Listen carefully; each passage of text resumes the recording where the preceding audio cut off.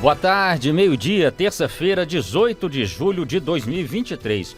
Começa agora o TJ Minas Notícias com os assuntos que são destaques no Poder Judiciário. Família de menina de 10 anos é indenizada por ser impedida de participar de campeonato de futebol. Prédio do Palácio da Justiça, onde fica a memória do Poder Judiciário, será reformado. Consumidor deverá ser indenizado por terno rasgado no dia do casamento. E a presidente do STF e do CNJ lançará no Amazonas a primeira Constituição Federal em língua indígena. Esses são os destaques da edição de hoje do TJ Minas Notícias. Eu sou Mércia Lívia. Eu sou Marco Aurélio Franco.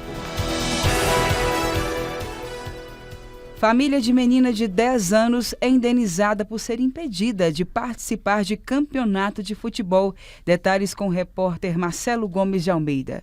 O juiz da Vara Regional do Barreiro, Rodrigo Ribeiro Lorenzon, determinou que o Colégio Santa Rita de Cássia de Belo Horizonte pague indenização de R$10 mil para uma aluna que foi impedida de fazer inscrição no campeonato de futsal da escola, já que o torneio não permitia a participação de meninas.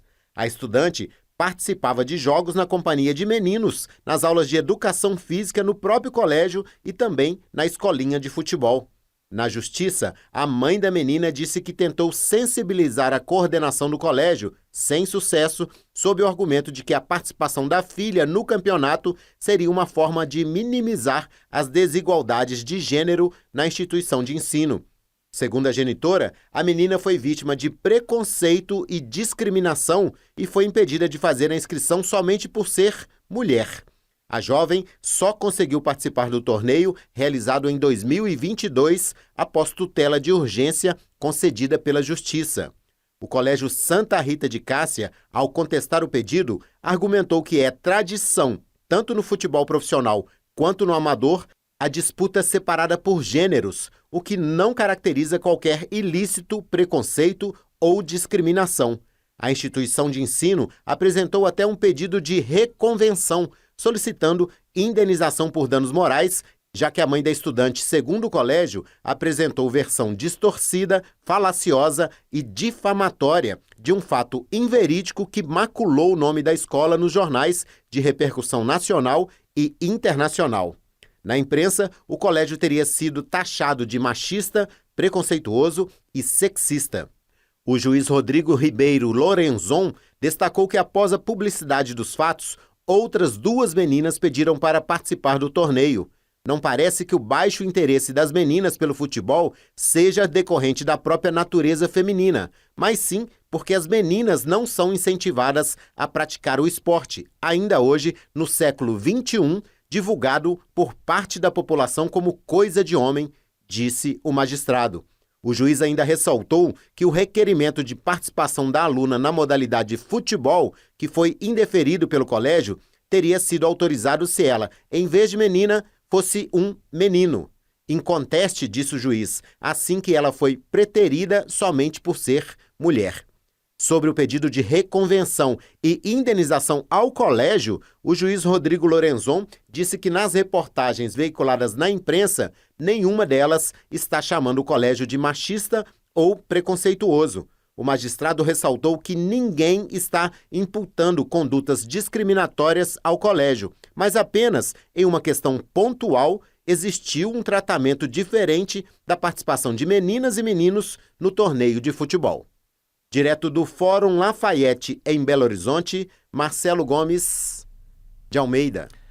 Prédio do Palácio da Justiça, onde fica a memória do Poder Judiciário, será reformado. Informações com a repórter Kátia Matos. As obras de restauração do Palácio da Justiça devem começar em agosto. O palácio é o local que guarda a MEJUDE, a memória do Judiciário Mineiro. Neste momento está sendo feita uma preparação para o início da reforma. Estão sendo embalados o mobiliário e as obras de arte tombados pelo patrimônio histórico de Minas e de Belo Horizonte. O que não pode ser transportado está sendo cuidadosamente isolado para não sofrer nenhum tipo de dano. De acordo com a coordenadora da MEJUDE, Andréia Vanessa da Costa Val, a revitalização do palácio deve durar cerca de 2 anos.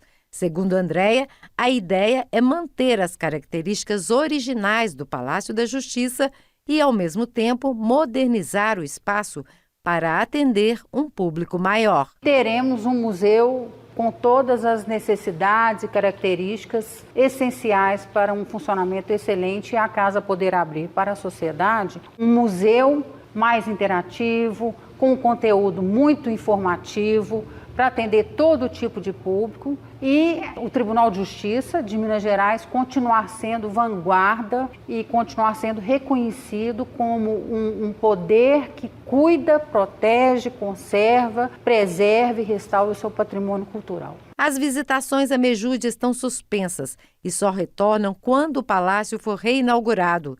O prédio fica na Avenida Afonso Pena, número 1420, no centro de Belo Horizonte. Do Tribunal de Justiça de Minas Gerais, Kátia Matos. Consumidor deverá ser indenizado por terno rasgado no dia do casamento. Informações com a repórter Cristina Mara.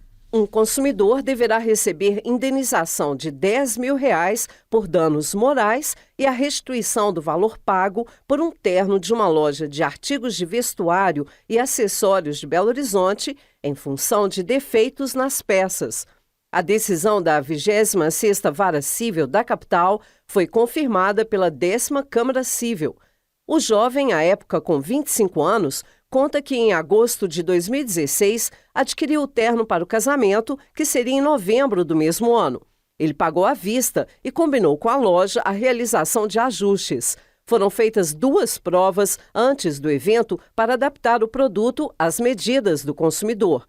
No dia da cerimônia, pouco antes de um noivo entrar na igreja, a cerimonialista percebeu um rasgão no paletó, no meio das costas. Ele foi obrigado a trocar a peça com o pai, que utilizou o terno rasgado.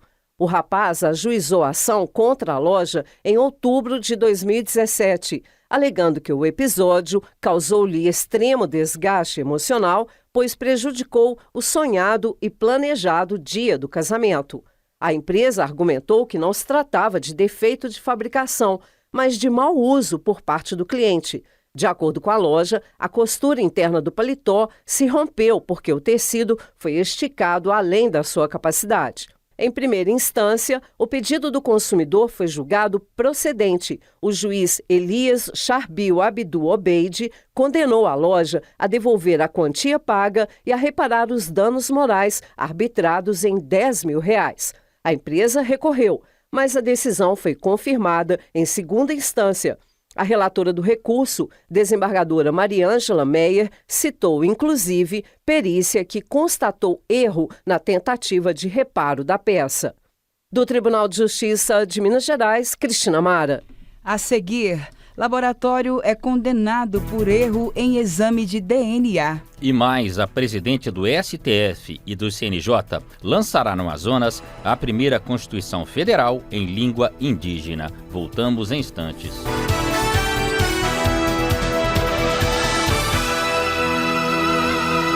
Laboratório é condenado por erro em exame de DNA. Informações com o repórter Danilo Baião.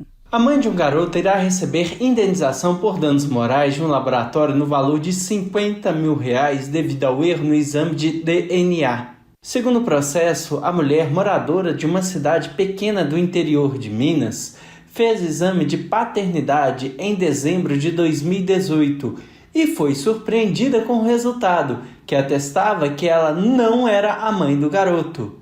Em janeiro de 2009, o laboratório liberou outro resultado, corrigindo a informação a respeito da maternidade. Segundo o segundo resultado, ela era a mãe do menino. A mãe do garoto ajuizou a ação na justiça pleiteando indenização por danos morais. Segundo ela, tal informação gerou uma aflição muito grande, pois houve outros nascimentos naquela mesma data na cidade. Por isso surgiu a suspeita da troca de bebês. O laboratório se defendeu sob o argumento de que houve um erro na digitação do resultado e assim que verificado foi liberado outro resultado.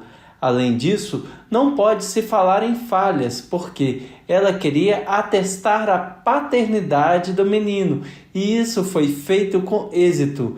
Mas tal argumento não convenceu o juiz de primeira instância e nem o relator da apelação, desembargador Otávio de Almeida Neves, da 15ª Câmara Civil do Tribunal de Justiça de Minas Gerais. Segundo o magistrado, a aflição e o desespero da mulher ao perceber que não era a mãe do garoto foi muito grande, ainda mais que se tratava da época de Natal, o que aumentou ainda mais a sua aflição. Do Tribunal de Justiça de Minas Gerais, Danilo Baião.